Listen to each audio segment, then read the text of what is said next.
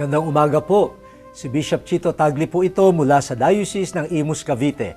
Tayo pong magkape at pandasal. Sa umagang ito, pagnilayan natin, panakip butas ba lang ang Diyos sa buhay ko? Isang magandang katangian ng pagsusumikap. Nakakatuwang tingnan ang mga taong ginagawa ang makakayanan upang maabot ang pangarap at matupad ang adhikain. Kaya lang, kapag kayang-kaya at nagtatagumpay, parang hindi na kailangan ng Diyos.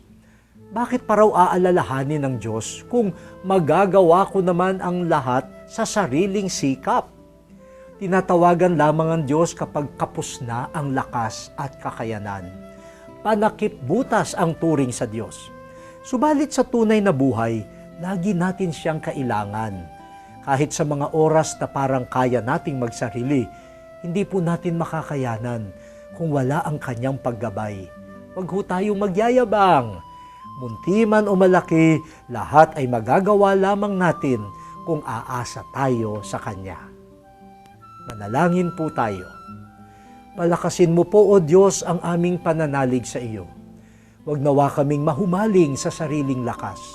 Bagkus, lagi nawa kaming dumulog sa iyo. Amen.